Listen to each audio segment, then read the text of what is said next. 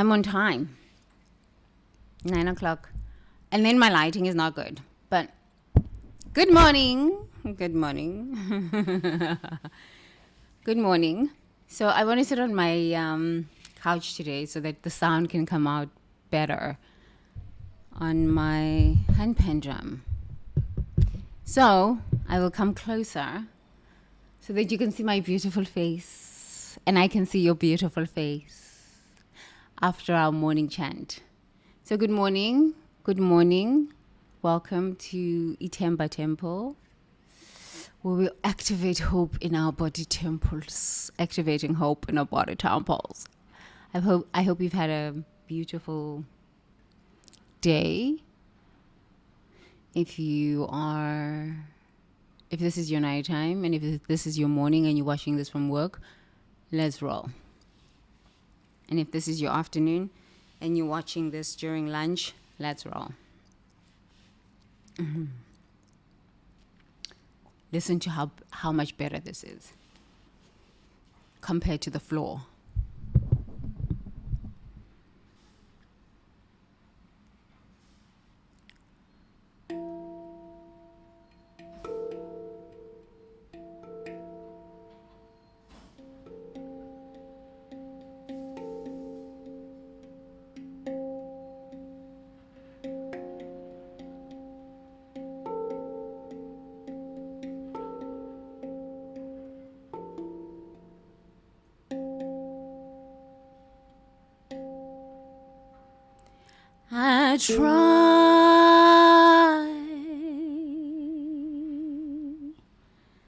I try,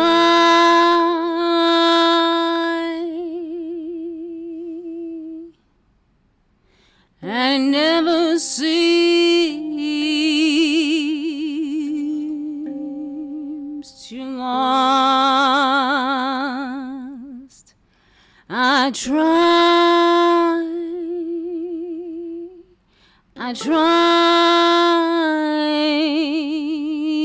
and every success brings its own downfall. I try, and every success seems to bring its own downfall. The jealousy, the backstabbing, the gossiping. I try, oh I try, and I fail. Oh, I try, oh I try, I try, oh I try, oh I try. And every success brings with it its own misery.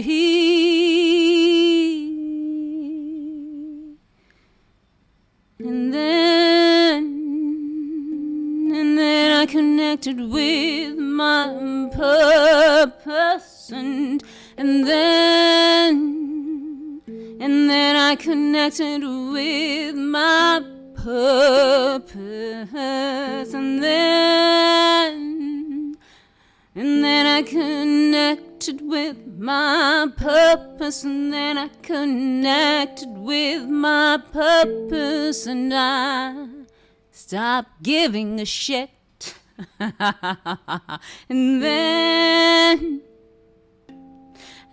I connected with my purpose, and then I connected with my purpose, and I stopped caring because I tried,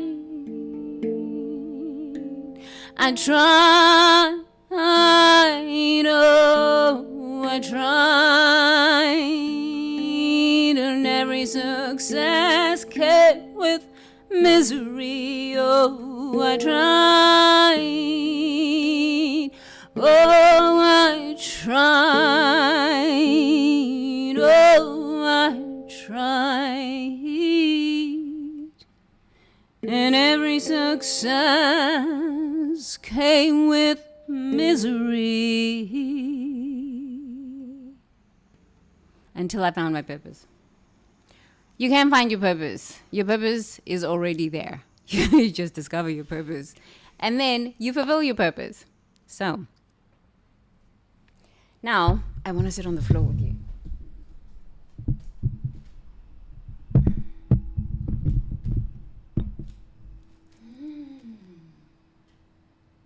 That's so nice. Oh, isn't that so lovely? Check that out. Oh my God, I love this. Good morning. I was early today. And you were here today. Oh my goodness. So let me get my book out. So how many of us feel like we try and we try and we try, and every success is just met with some kind of pain, misery, some kind of drama, just some kind of drama.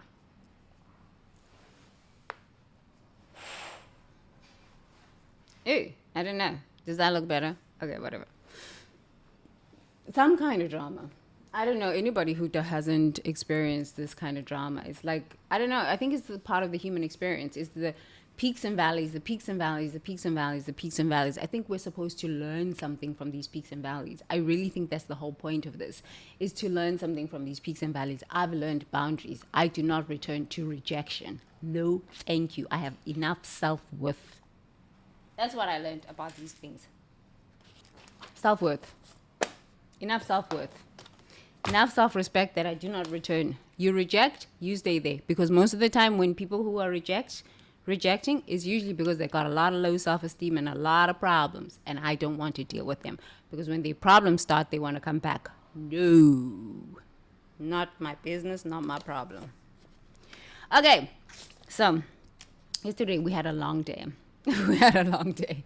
We had a long time together talking about these things of the soul, of the spirit. So I was thinking today,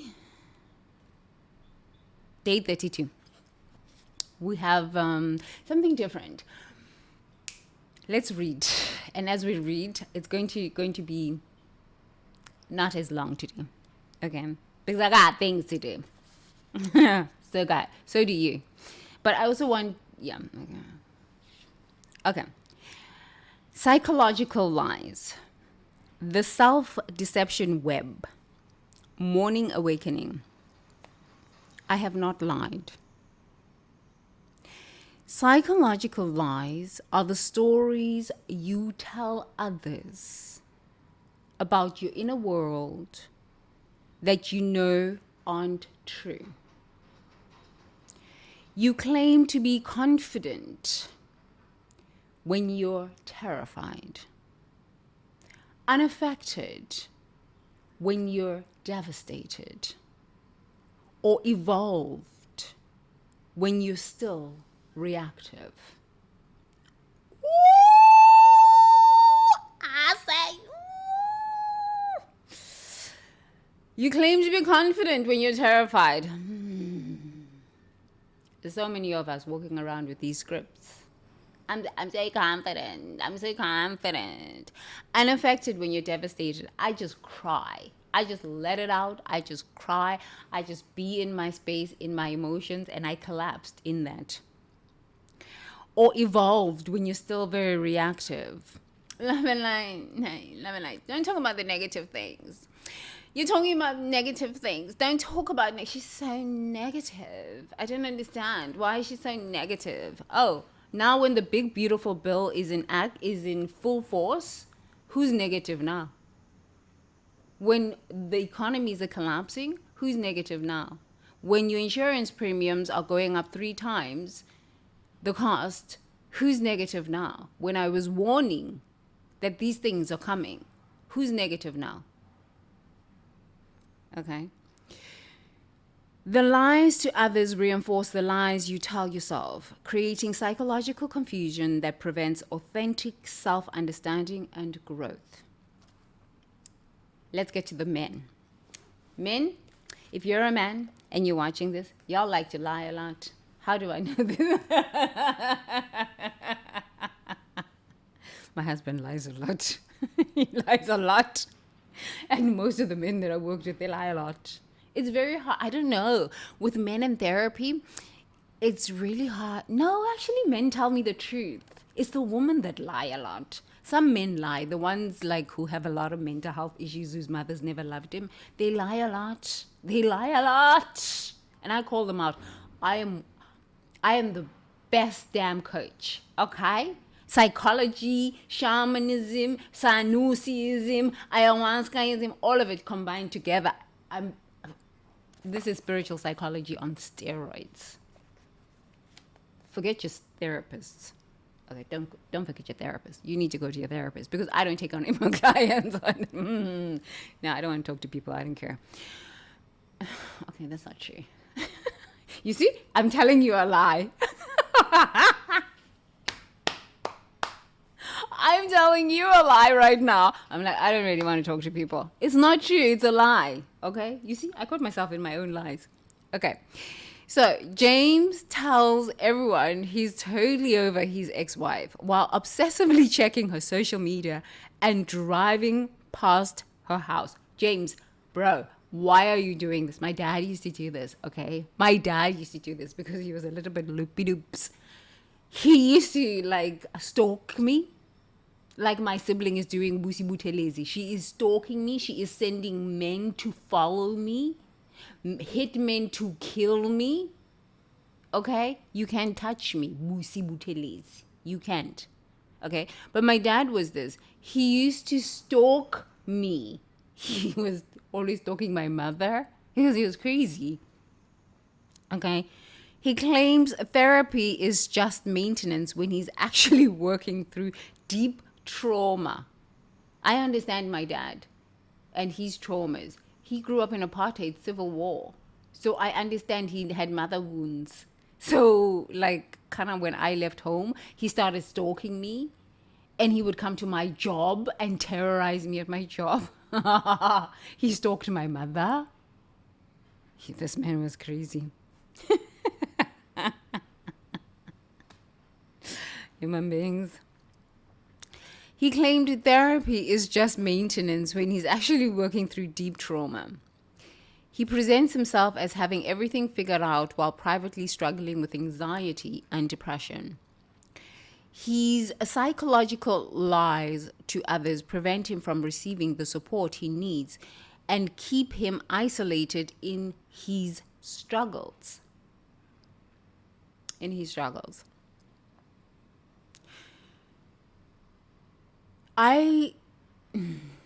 Let's read.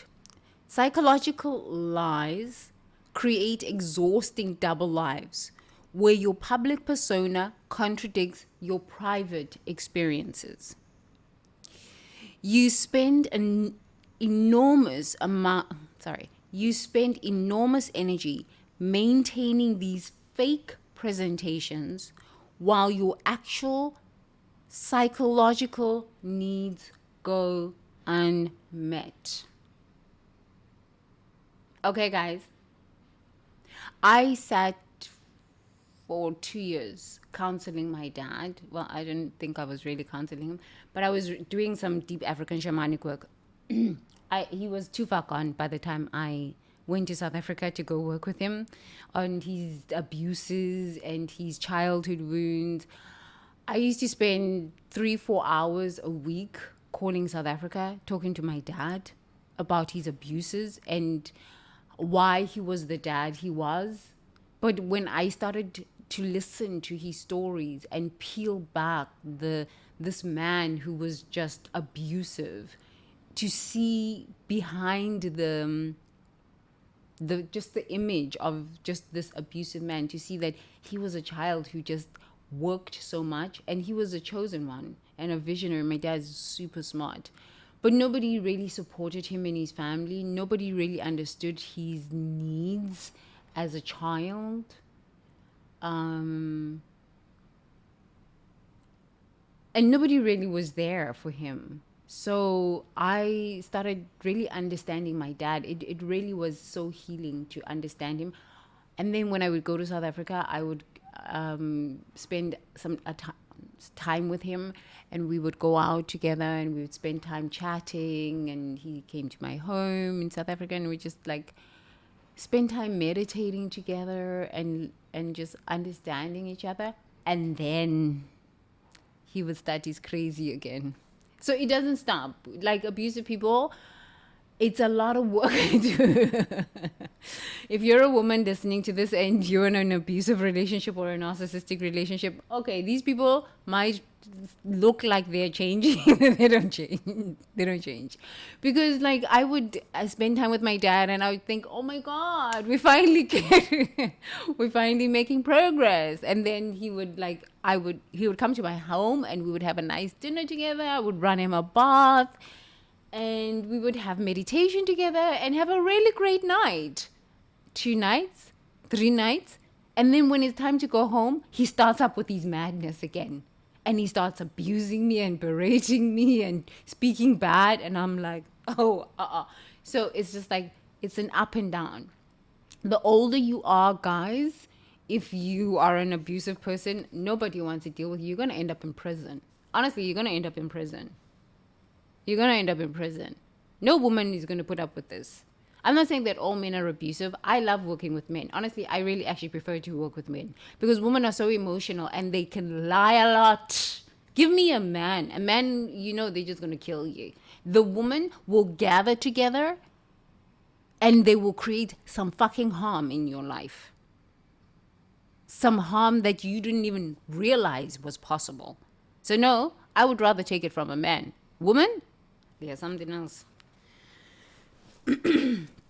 So, guys, if you know that you've got some issues around this domestic violence thing, abusing your children, abusing your spouses, abusing your employees, because this idea of,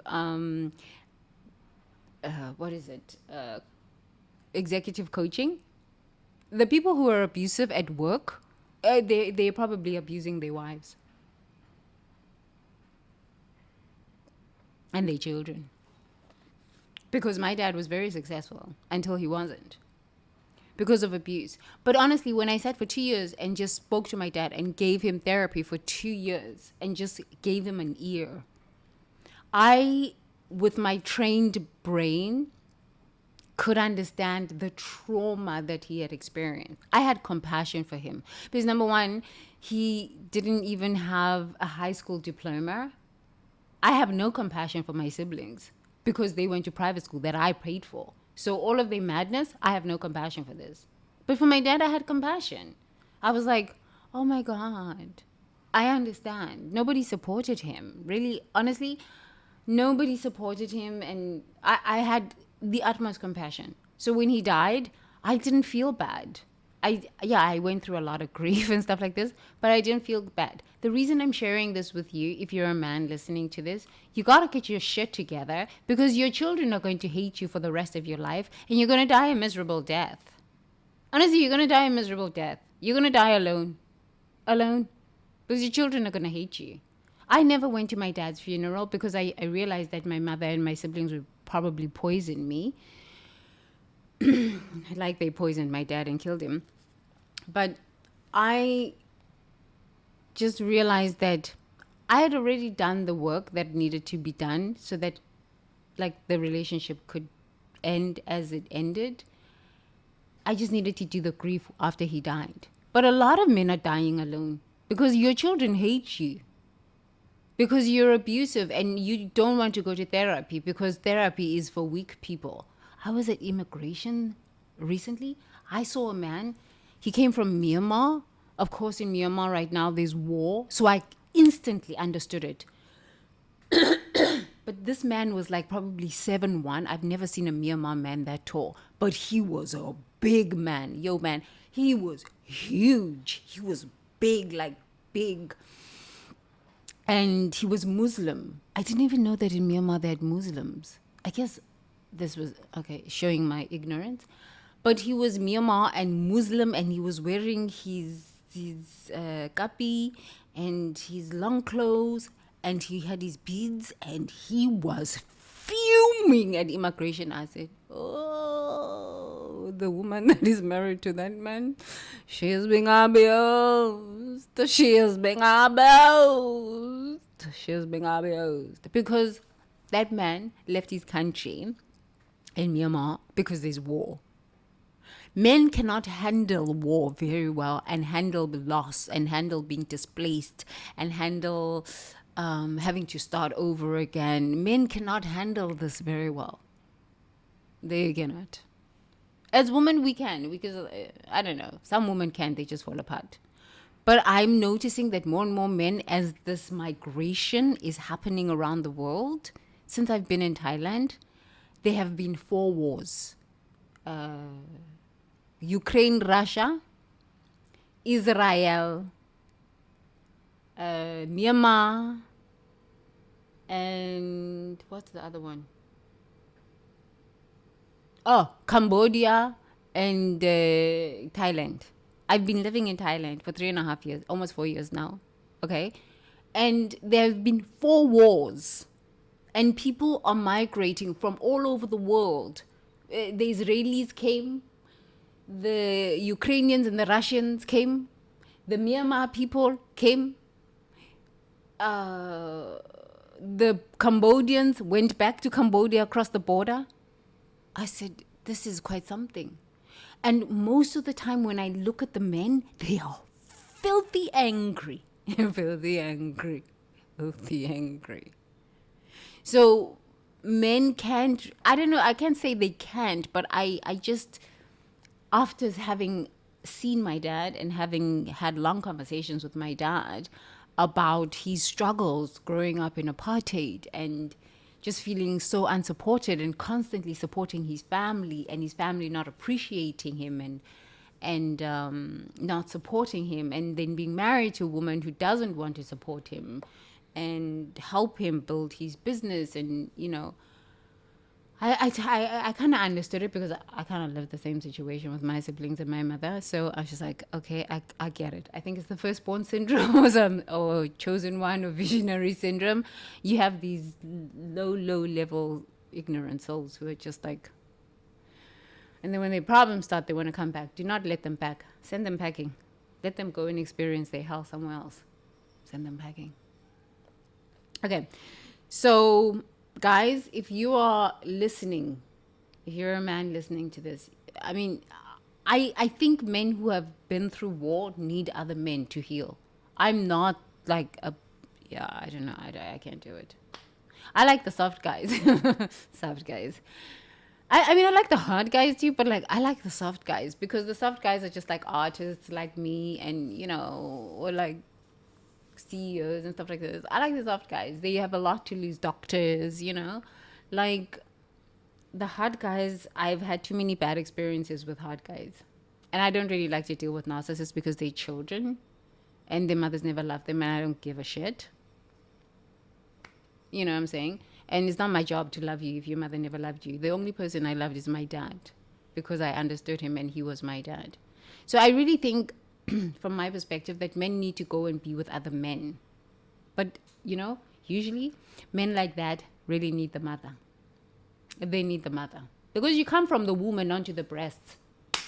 I'm telling you, it's mother wounds. This is what makes these children, these men like this. Here, woman. Let me tell you something, woman. If a man is like this, he will stalk you. He will harass you. He will beat you if he's the one who likes to beat a lot. He will mess up your mind. I dated a guy like this. He tried to kill me. After my dad, who was like this. Zulu men are, they are this. Okay, over exaggeration. Not all Zulu men are this, but in the Zulu culture, it is a culture of patriarchy. The man rules. Oh yeah, oh yeah. Let these women leave you. You're going to see something. Once these women leave, these men fizzle out. Because you come from the woman onto the breast. You will never this, never that. You come. Yeah, these men, they are something else. They think they know everything. I just left my dad there. Okay, let's see. Yeah, okay.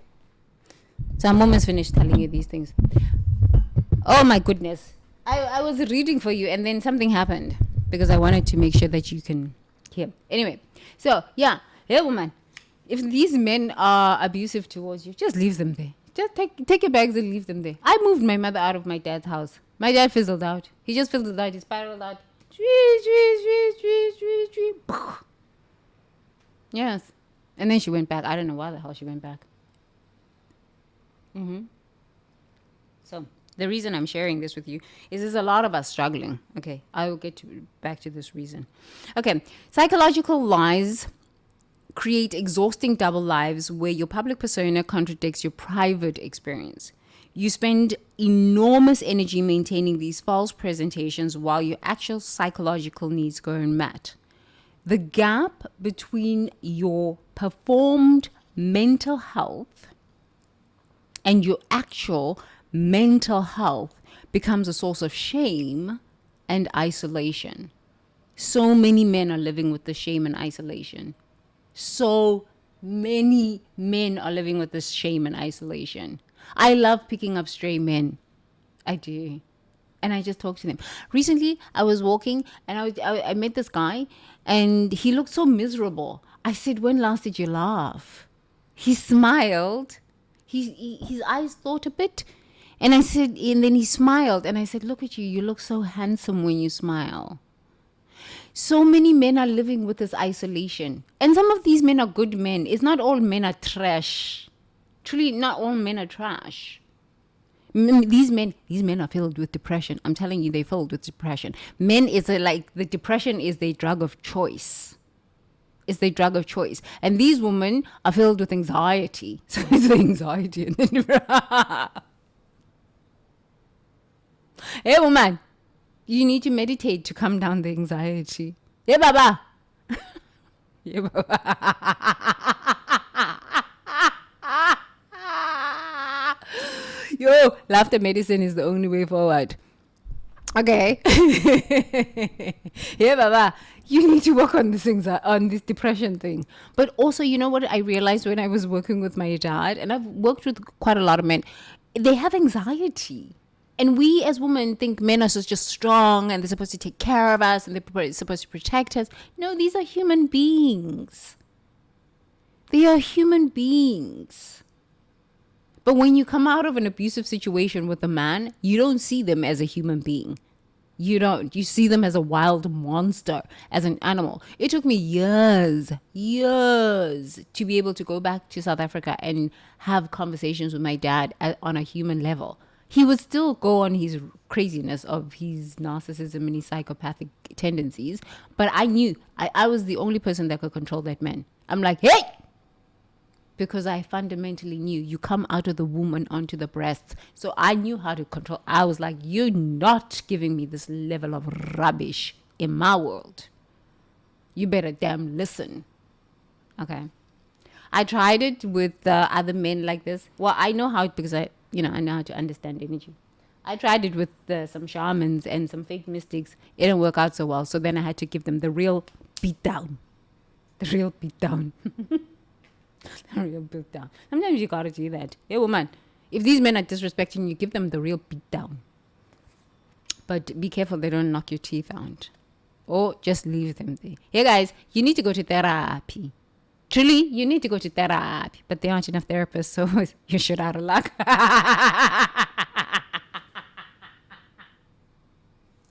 So what we're going to do now?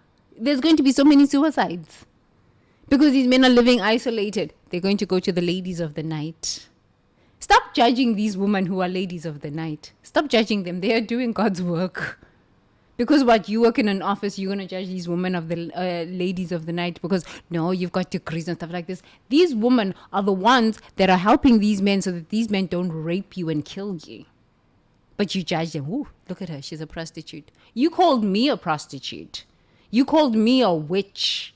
I will continue to prostrate at the feet of divinity, and I will continue to witch on. But I'm telling you, this thing is accelerating. This collapse, especially in America, y'all collapsing real fast. We are only at phase 2, the beginning of phase 2. We have not even reached the middle of phase 2. We have almost 30 days of the government shutdown. Your insurance premiums are going up. ICE is on a rampage. The anxiety levels and the depression levels and the fear levels are going through the roof, and we are only at the beginning of phase 2. We got 40 more phases to go. Welcome to hell. But I told you these things were going to happen, and you laughed and you mocked. So now this is your hell. Okay, embodiment practice. Think of a psychological truth about yourself that you regularly lie about to others. Perhaps your anxiety levels, your confidence, your emotional state, or your coping mechanisms. Feel the weight of maintaining this deception. Say, I tell psychological truth that allows others to see and support me authentically. Okay. The reason I went on a rampage like this, a rampage, it's not so I could finish fast, it's so that I can start a process with you. Because for truth, most of us are in these things and there aren't enough therapists. And I kept saying this, you know what, there's not enough therapists, everybody's in a hell state and nobody can do this. And I don't honestly want to talk to people that much anymore. Like coaching for 6 hours, 8 hours a day like I used to do before, I don't want to do it. I can't do it. I don't. So Spirit still expects me to fulfill my purpose and to fulfill my joy. But now I'm fulfilling my joy from a place of true integrity to myself. I will not burn myself out to be helping other people. I don't care how much you pay me. Before, I used to have so much compassion that I had no compassion for myself. I was willing to burn myself out to make sure other people were happy. I learned the hard way about that one. But I still have got to fulfill my purpose, which all of us have to fulfill our purpose. But you can't fulfill your purpose when you are not happy, honestly. You've got to get to a place of ecstasy. The place of ecstasy is through healing. Through healing. I am not a shaman who's going to touch you, give you herbs. I know how to do the herbs thing because I did that during COVID. I was doing some serious herbs during COVID. I was going out to Joshua Tree and taking Joshua trees, and it's called flower essence. I'm really good at flower essence. I've just loved flower essence for a long time, and essential oils and the herbs. But yeah, I could do the herb thing. But yeah, right now I'm not doing herbs. So I'm going to do sound healing and channeling. No, healing. Yesterday I shared with you about how I spoke to the cells of my body and healed thyself from paralysis. So we're going to do that level of intense healing because there aren't enough therapists. I am not a psychologist, so I just want to start before we start this healing process. I am not a psychologist. Please go to your therapist if you still need to go to your therapist. What I am is usanusi, the highest level of healers. Therapists should come to me. Doctors should come to me. In my past career life, doctors were coming to me. Therapists were coming to me with their mental health issues themselves. Because in the US, we do not take care of our healers. They are just supposed to serve humanity until they commit suicide and die themselves. And we don't care. because we're narcissists. Yeah, but this is my story. When a doctor or a healer burns out, they lose everything because they have too much compassion for people who sometimes don't even want to heal. So that's why I'm just like, I don't care. I'm so sorry. I've lost enough in my life. I don't care. However, I still need to fulfill my purpose. So we're going to sit here and we're going to do the healing work that I used to do with my clients.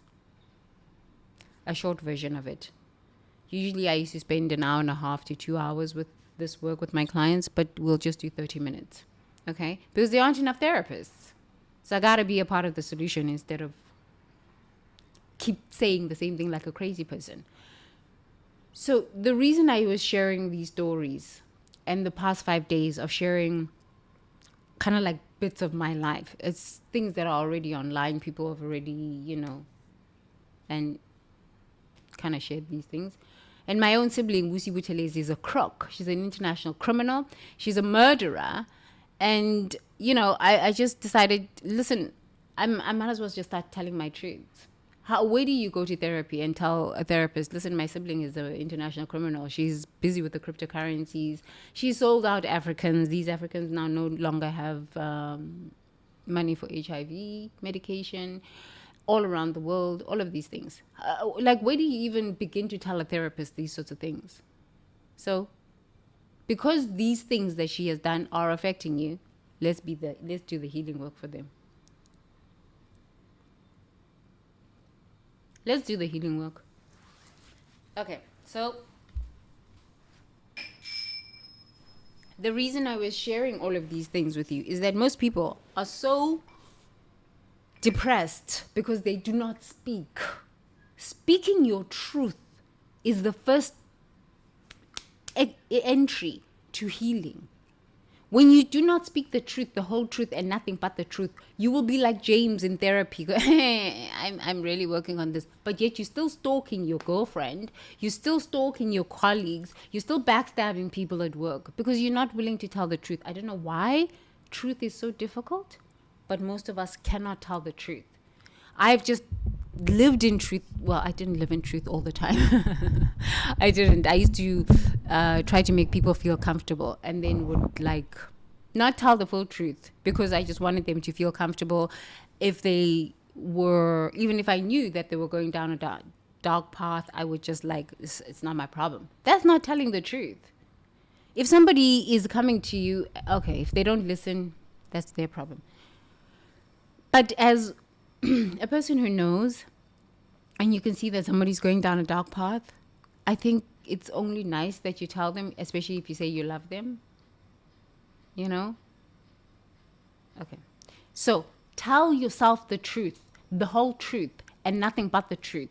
I shared with you over the past 5 days how to tell the truth, the whole truth, and nothing but the truth. It's difficult to tell the truth. Do you think I like to tell the truth?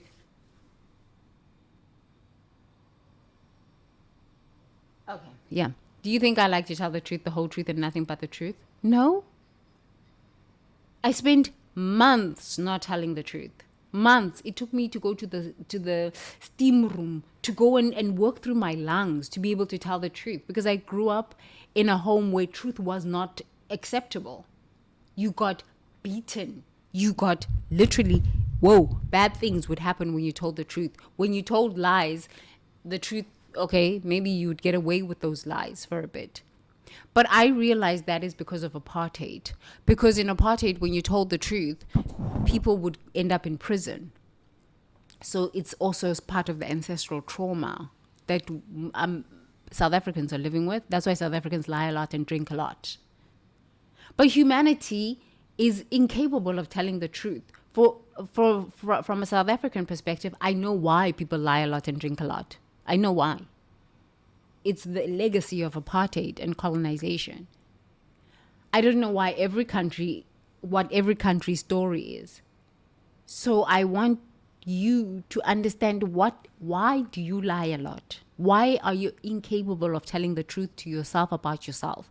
Because even ChatGPT lies, and Claude, and all of these LLMs. I asked them, I said, why do you lie so much? Say, I don't know how to do anything else but lie. That's why there's so many delusions, illusions, lies, and confusions.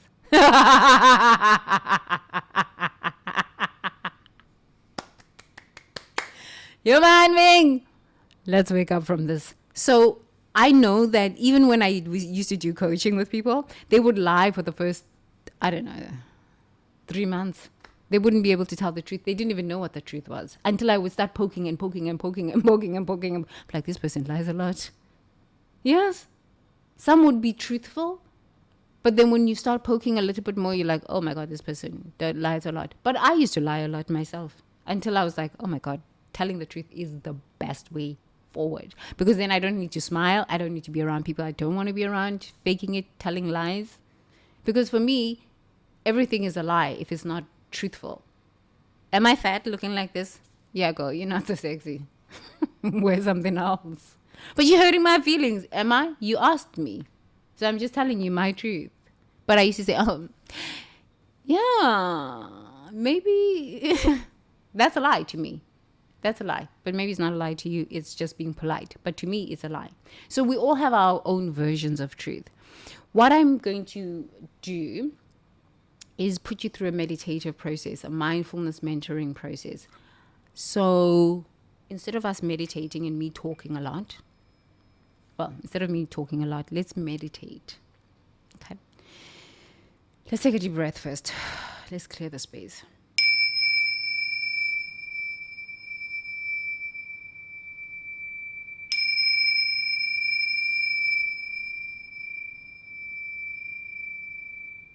Taking a deep breath in through the nose.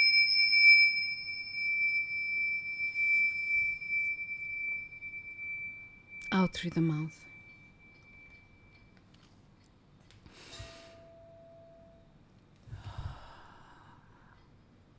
So many of us grew up in situations where telling the truth was very, very difficult.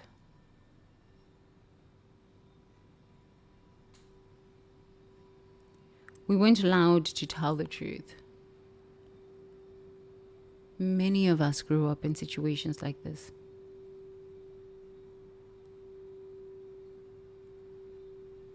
Many of us felt that our truth was not accepted, that our truth was dangerous. I would love to say this is part of the human experience. But when you've been living like this for so long,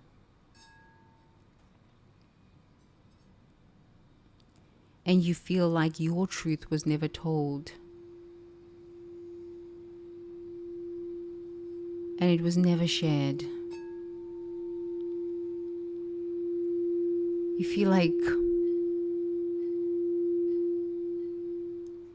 life is unfair. So you don't know how to tell the truth, and that's okay.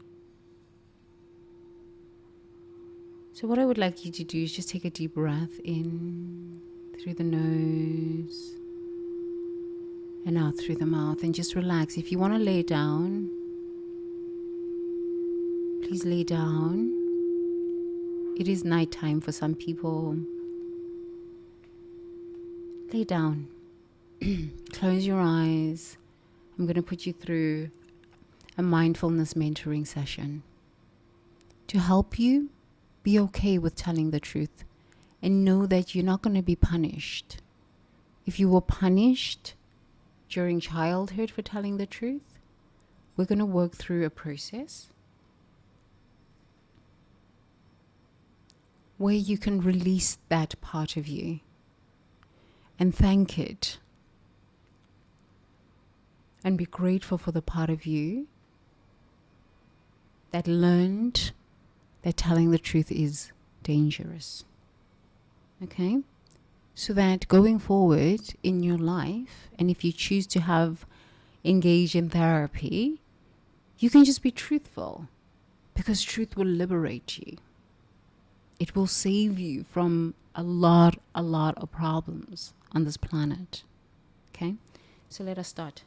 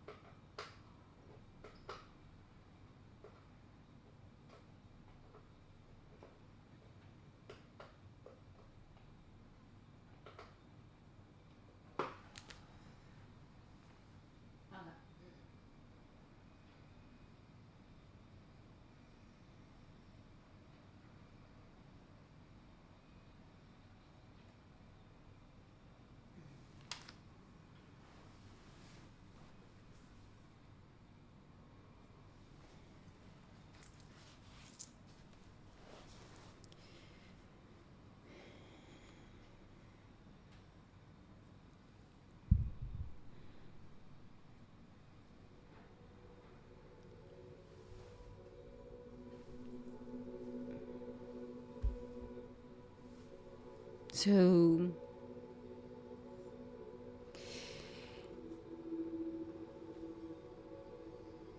if you haven't closed your eyes yet and you are still trying to figure out what's going on here,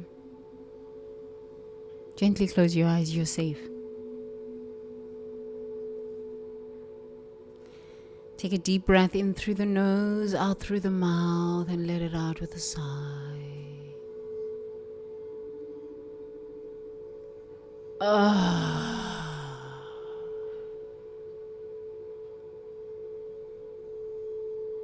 Take another deep breath in through the nose and out through the mouth, and let it out with a sigh.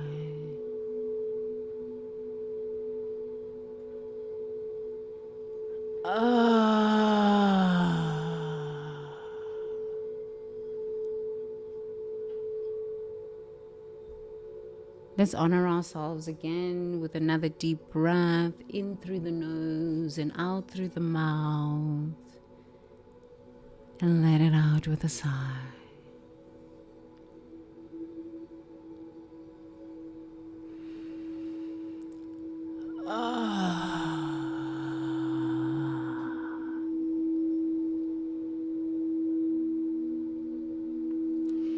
So I would like for you to go back in your mind, in your memories,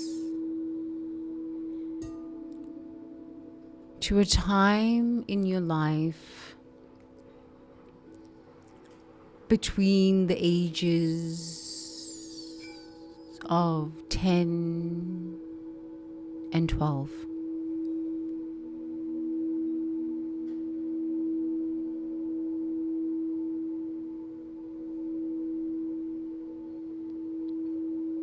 Remember a time in your life between the ages of 10 and 12 where you told the truth and nothing bad happened.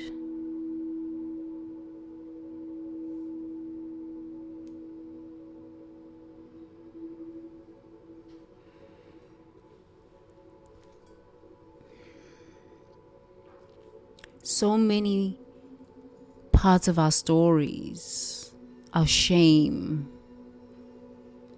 the reason why we hide telling the truth is because we were punished or something bad happened when we told the truth. So our body and our subconscious mind is geared towards that pain, is focused on that pain unconsciously. So I want you to just remember a time between the ages of 10 and 12 where you told the truth and nothing bad happened. Go back into the memory of your life, the memory of your experiences. And just remember a time.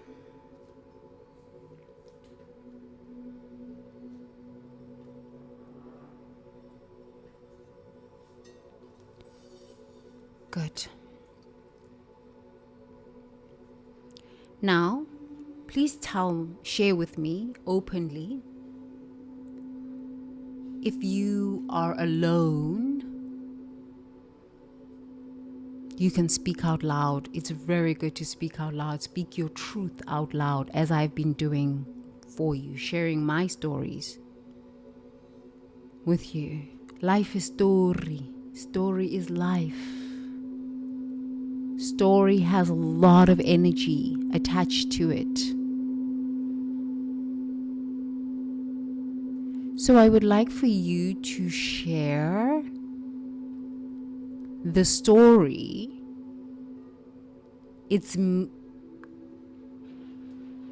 Share the story with me of when you told the truth and nothing bad happened. Who were you with? Name the names. So you can start off with I am age. So maybe you say, I am age 11. And I am with. Who are you with? Naming names is so important in remembering. You cannot get over what you are unwilling to remember, because there is energy stuck there in that story.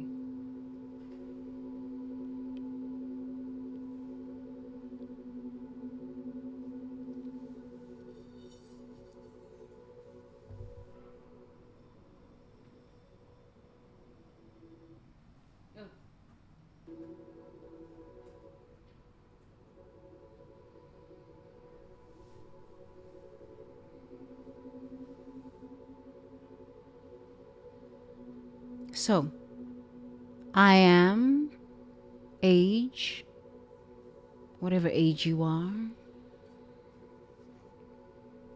and I am with whom?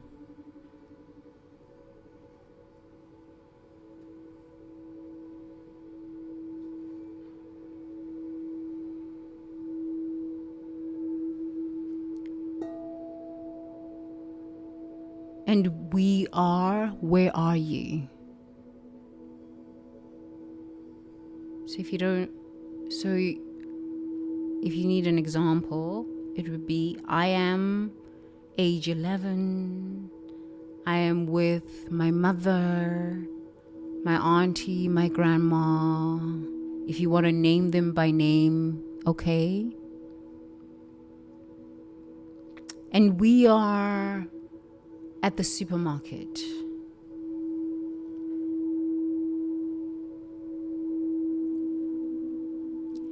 And to ground this experience even deeper, so that you can activate that memory of remembering a time when you told the truth and nothing bad happened. What are you wearing? So you might say to yourself, I am age 11. I am with my mom, my grandma, my aunt, and we are at the grocery store. And I'm wearing my favorite hot pink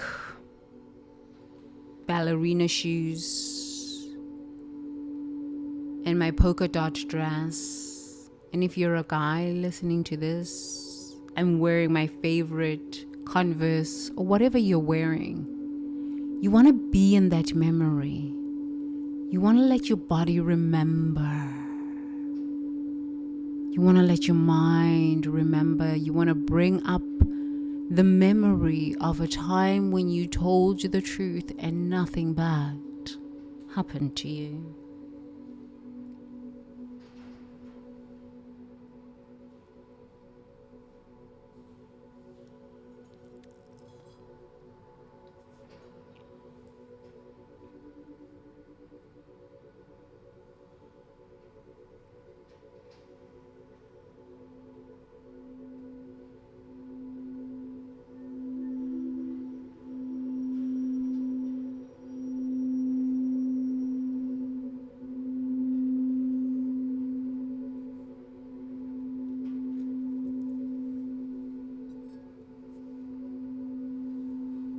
Good. So now tell me what is going on in this experience. So maybe you're at the supermarket or whatever your experience is. What is happening in this memory?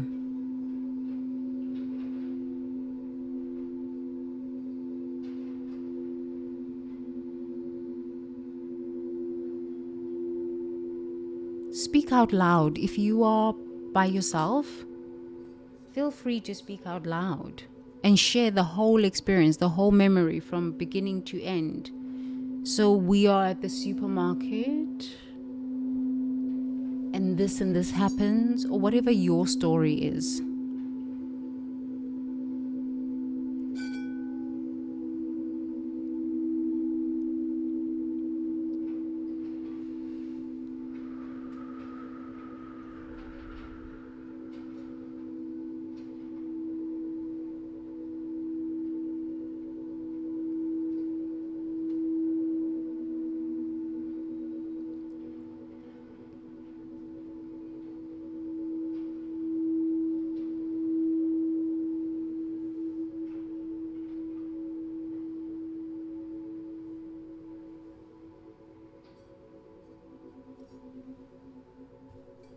So what made you finally tell the truth? Or have you always told the truth? But what, in this specific instance, what made you tell the truth?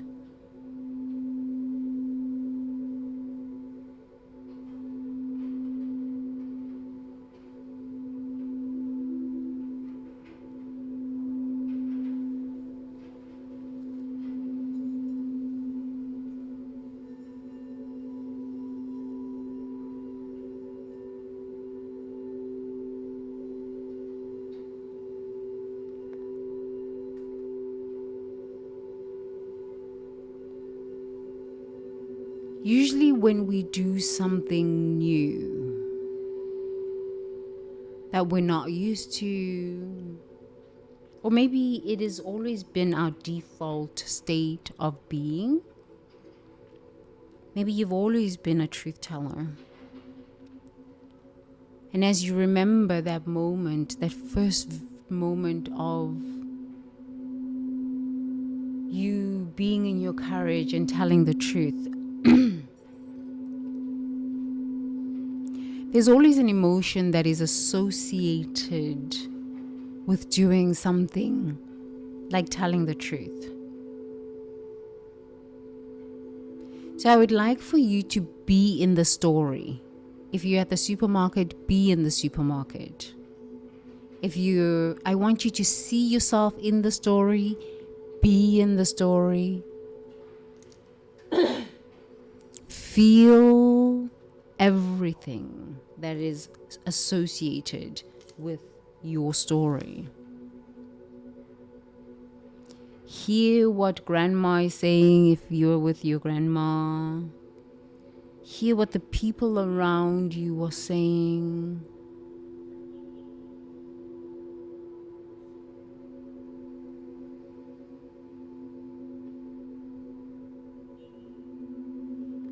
Be in that moment as you tell the truth.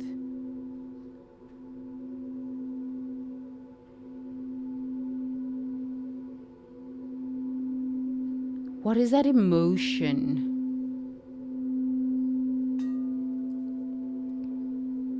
that comes up? What is that feeling that comes up as you tell the truth?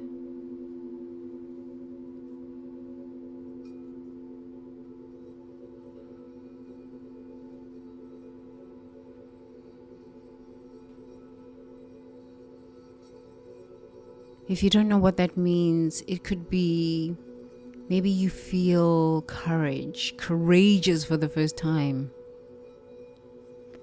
Maybe you feel anxiety. Maybe you feel shame. Maybe you feel jittery. What is the emotion? What is the feeling? What is the sensation that shows up as you're about to tell truth?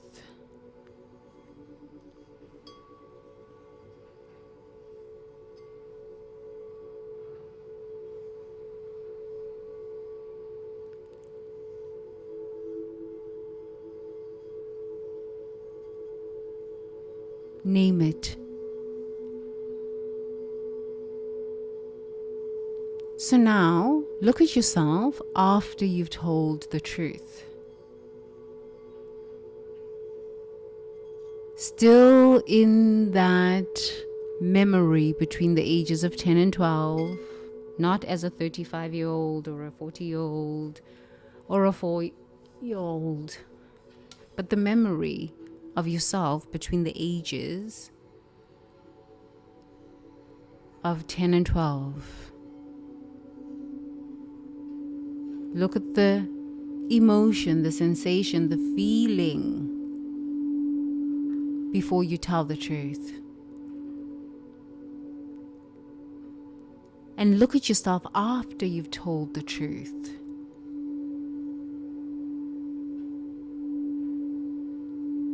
Is there a different emotion and sensation?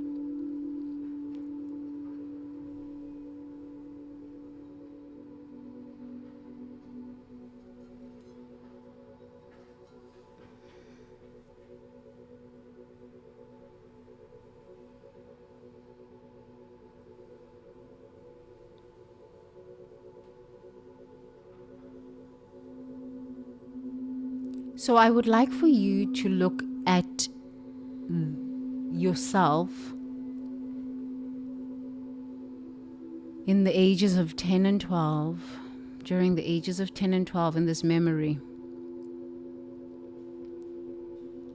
After you've told the truth, there is a sensation, there is an emotion, there is a feeling.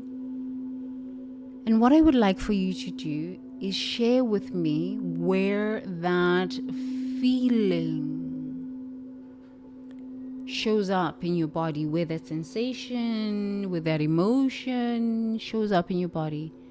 So you might say something like, I feel courageous for having told the truth. I feel that courage in my heart. Or I feel that courage in my stomach. Before telling the truth, I was feeling anxious. And after I told the truth, I felt courage in my tummy, in my right hand. You never know where that feeling is going to show up. All I want you to do is just scan your body. Look at yourself in that memory between ages 10 and 12, before you told the truth, after you tell the truth.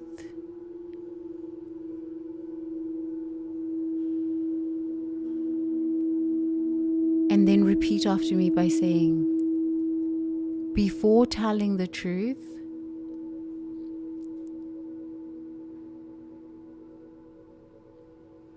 I felt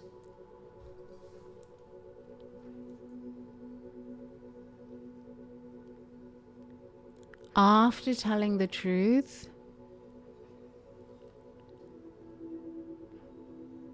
I feel.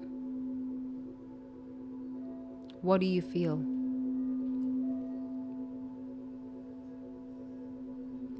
And where do you feel that in your body? There's no right or wrong answer.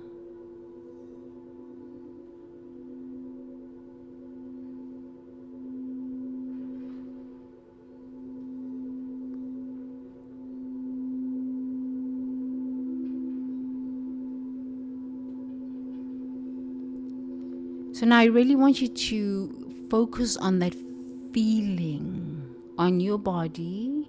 Maybe you feel courageous, maybe you feel strong. There is no right or wrong answer. Whatever comes to mind is good.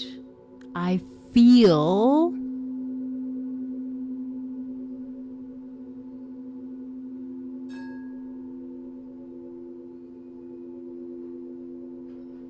strong. Let's say strong, okay? What does strong smell like?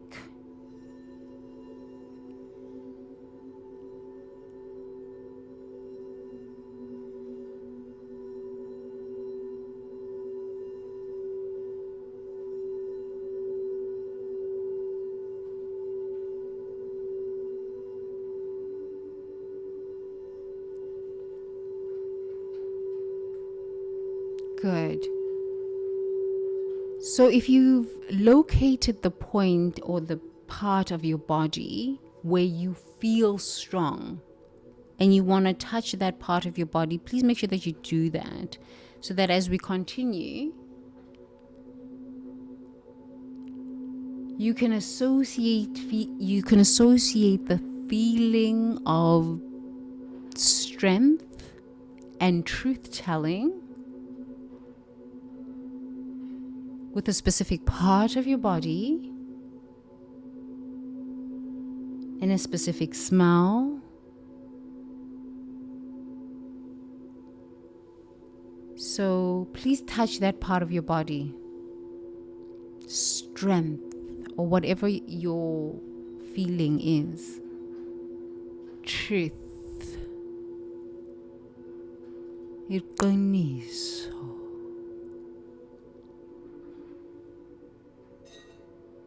So if it's your left toe, touch your left toe. If it's your right ear, touch your right ear.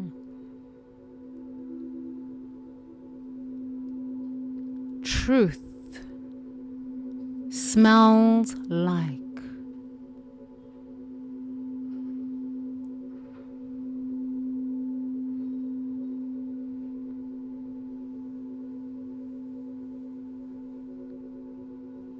Truth tastes like.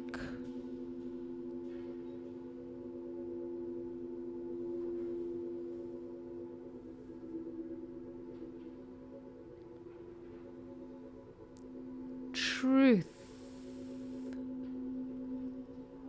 sounds like.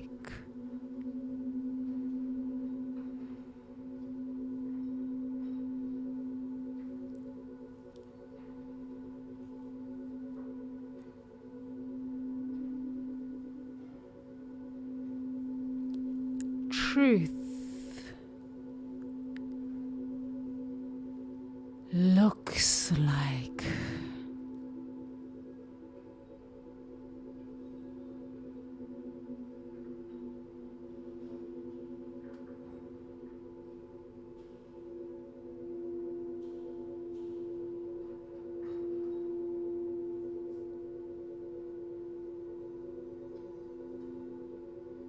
Good.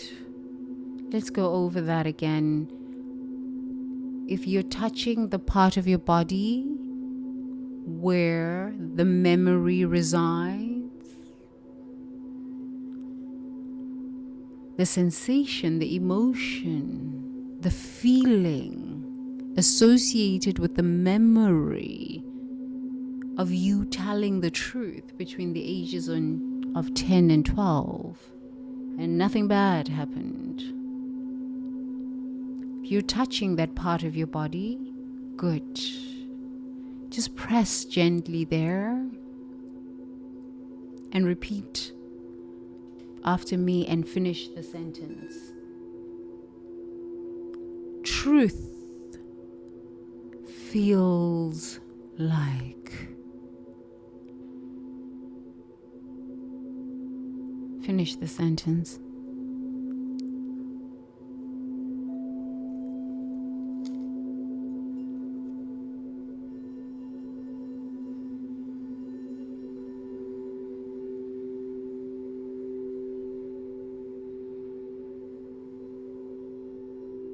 Truth smells like.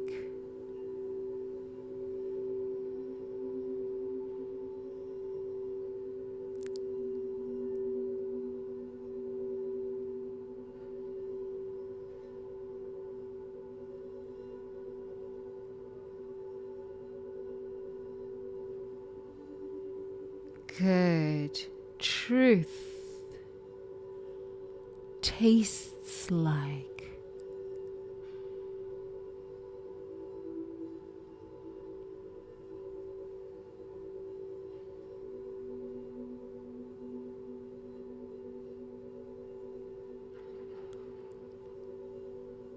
Truth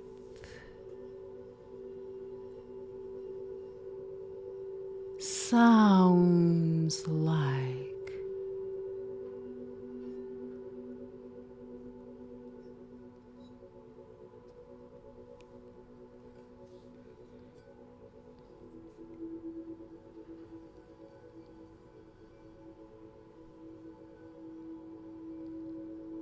Truth looks like.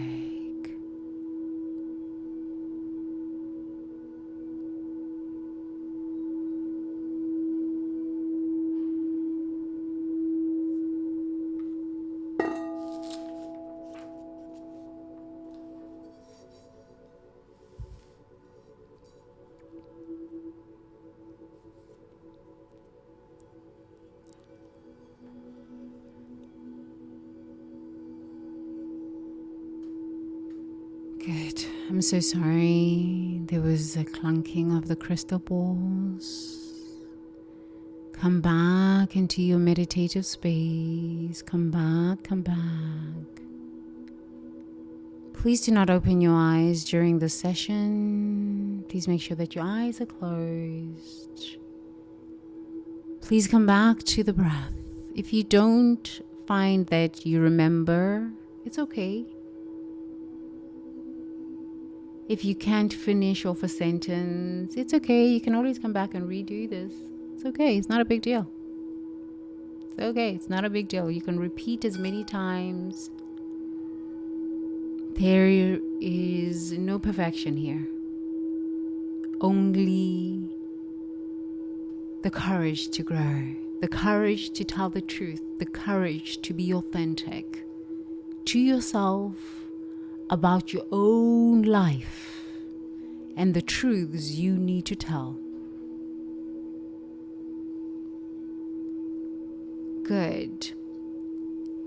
Now, with your finger still at the point of the sensation or the feeling that is associated with truth, I would like for you to now ask the sensation. So if it's a sensation on your ear or your toe, on your stomach that is associated with truth, and you know what truth looks like, you know what truth smells like, tastes like, feels like, smells like. Now I would like for you to ask that emotion. So if it's an emotion, it would be truth is courage, right? Truth feels like courage. Truth smells like.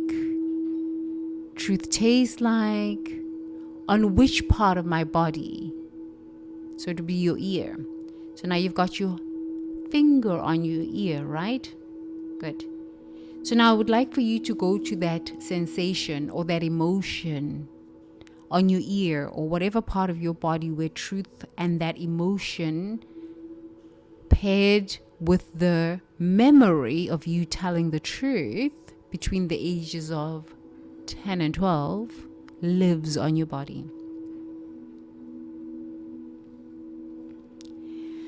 Now I would like for you to ask that sensation. So if it's courage, if it's joy, if it's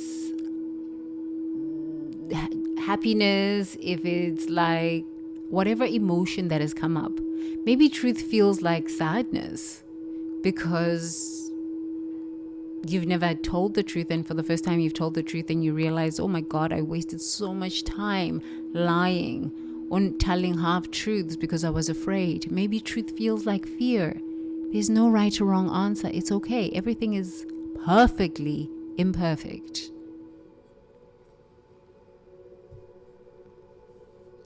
Good.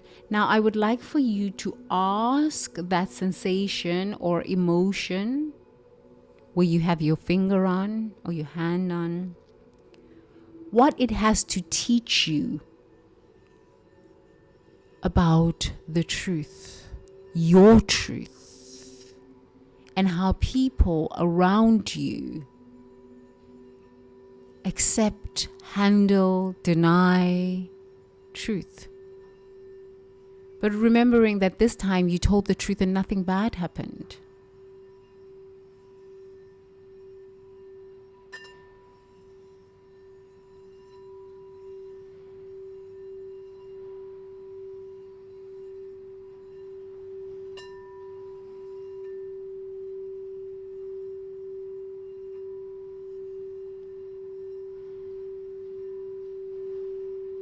So if you don't know where to start, I will help you.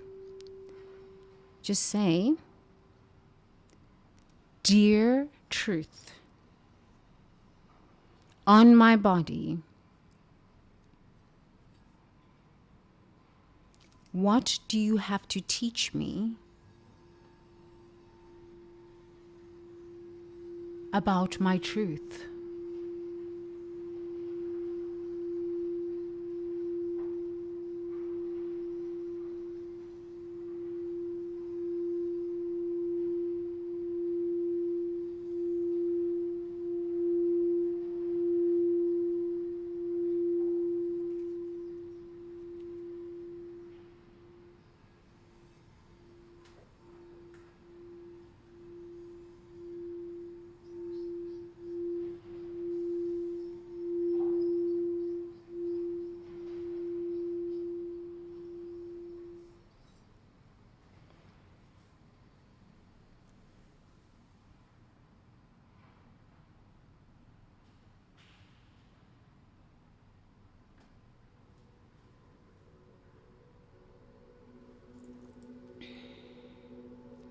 What do you have to teach me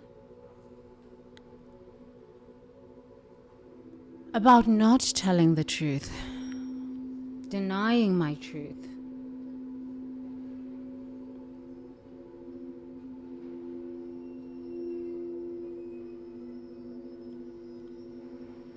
Let your body talk to you.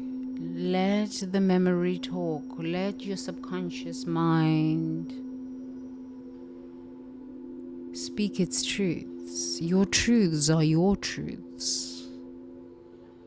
Whether they are validated or not, they are your truth.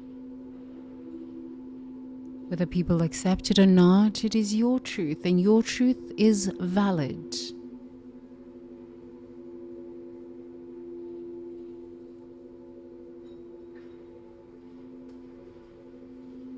So share with me, what is your body sharing with you about your truth? About holding back your truth?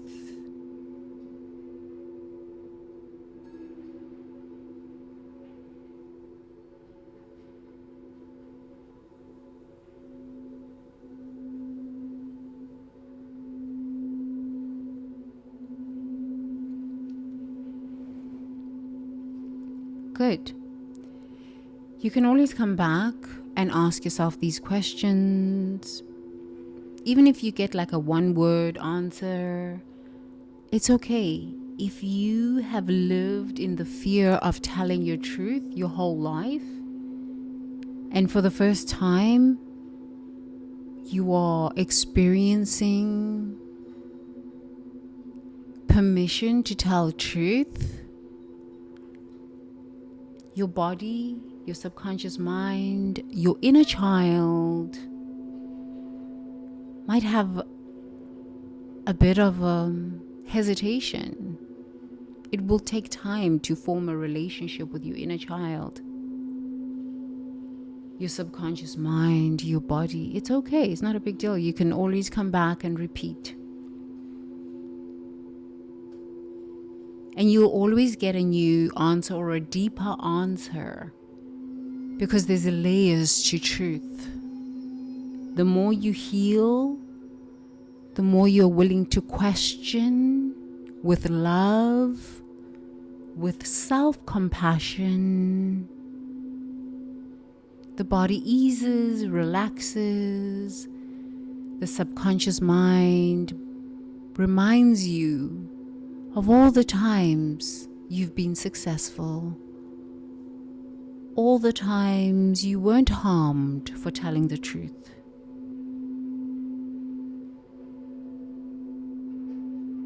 And you start to relax into that. And telling the truth becomes your baseline.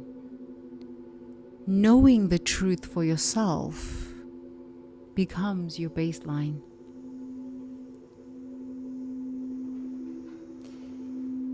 So it's okay. Come back and repeat. We're going to move on to the next question. Now I would like for you to look at yourself, still with your finger, where you felt the emotion and the sensation of telling the truth and nothing bad happened.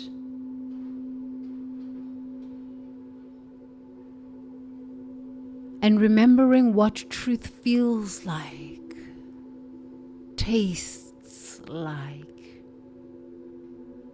smells like,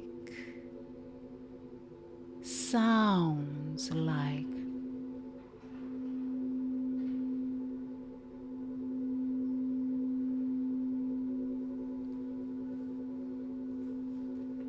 And I would like for you to repeat after me. I tell psychological truths that allow others to see and support me in my authenticity.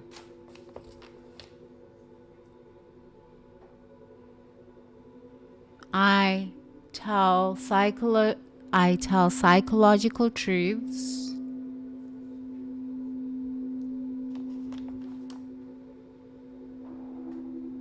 that allow others to see and support me in my authenticity.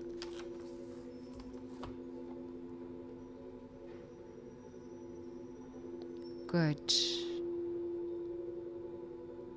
Let's continue. I thank myself for being brave enough to allow myself to have this experience.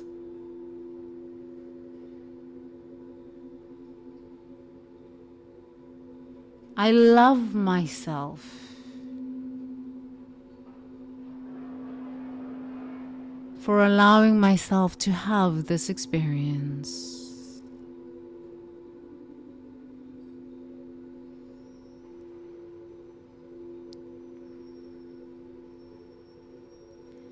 I might not know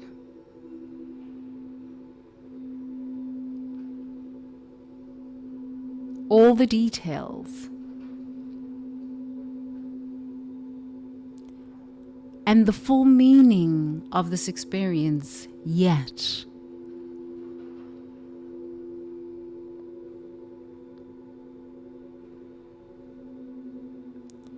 But I thank myself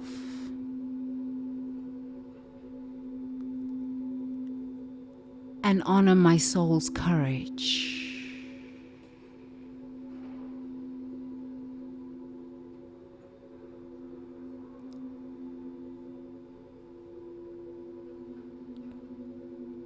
Good. Now, we'd just like for you to take a deep breath again, in through the nose, out through the mouth.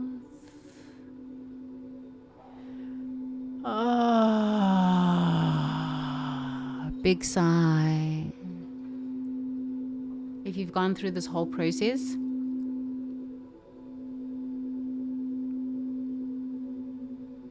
you're a pretty gangster. You've allowed yourself to experience telling the truth. And remember a time where you felt powerful, strong, courageous for telling the truth. Truth is your identity. Iqiniso. So what I would like for you to do is just relax as we center this truth. Experience the area of your body that remembers how to tell truth and feel safe. The more we can tell truth and feel safe, knowing that we are supported by life, knowing that life supports us in truth, the ancestors support us in truth, we can tell the truth. We can know the truth for ourselves. We can tell the truth for ourselves, and we can live in the truth. The universe supports truth. God supports truth.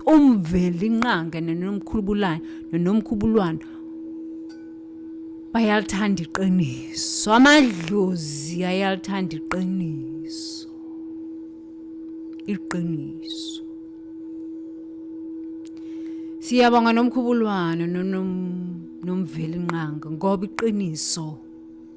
iqiniso siyiqiniso. Wonke umuntu ozwa lezwi lami angiceli ngiyabika ngithi siyiqiniso. Siyiqiniso, we are truth. Truth is our identity. Siyiqiniso. Iqiniso liya qina kithi, siyiqiniso.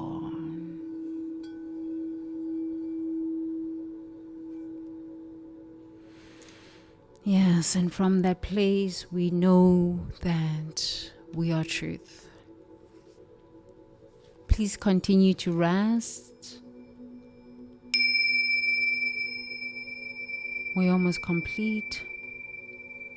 Just taking a deep breath in through the nose, out through the mouth.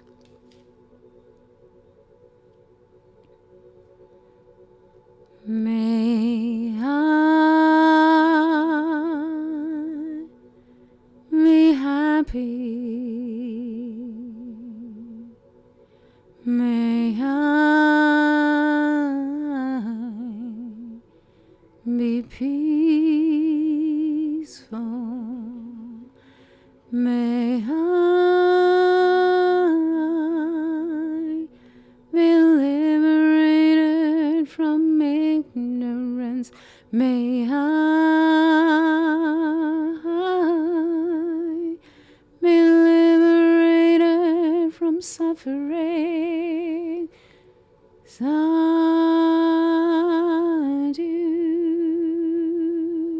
sadhu, sadhu, sadhu, sadhu, sadhu, sadhu, sadhu, sadhu, sadhu.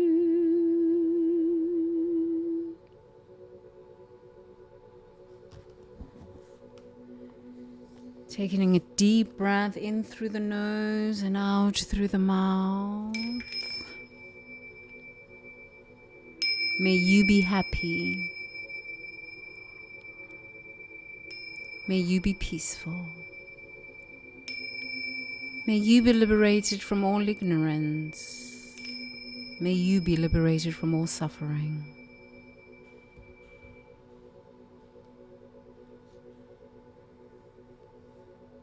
You're allowed to tell the truth. No matter how difficult the truth is, no matter whom is involved, no matter what consequences must unfold, you are courageous enough to tell the truth. The truth will set you free. The truth will protect itself as you. The universe supports truth. Life supports truth. It might feel scary at first, but the more you tell the truth, the more the truth liberates you from anxiety, depression, overperforming, and most importantly, not getting yourself involved in relationships that could harm you. Even though it might be the best thing for you long term, so that you can know your value, understand your boundaries. But it's time for us to love ourselves enough to no longer hurt unnecessarily. And it starts with telling the truth as you know it in that moment to yourself about yourself and whatever experiences you've lived through in life. Growth begins with telling the truth. So, gently open your eyes if you have got stuff to do for the rest of the day. And if you're falling asleep, please make sure that you continue sleeping and relax in your truth. Whatever shows up for you the next couple of days based on this mindfulness mentoring session, journal it. It's not about you analyzing yourself or beating yourself up or being harsh towards yourself for the times you did not tell the truth. It's about recognizing, oh, there is a time I told the truth and nothing bad happened. How many times can I believe that about myself and go forward in my truth? You'll find that one time, again, you have the same experience, nothing bad happens. Another time, oh my God, nothing bad happens. Another time, and then that will become your default vibration of telling the truth. And nothing bad happens. We're living in a time where we need the truth tellers, the future gen leaders to rise. It is now. Soul of humanity. From all four corners of the earth, soul of humanity, let the future gen leaders rise.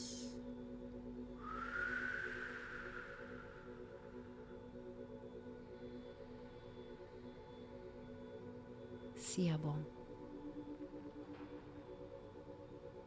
Please take a deep breath in, out through the nose, and continue with your day. I love you long time. Ngikuthanda kakhulu sithandwa sam. Khuluma iqiniso sithandwa sam. Tell the truth no matter what. Tell the truth. Love you long time. Bye.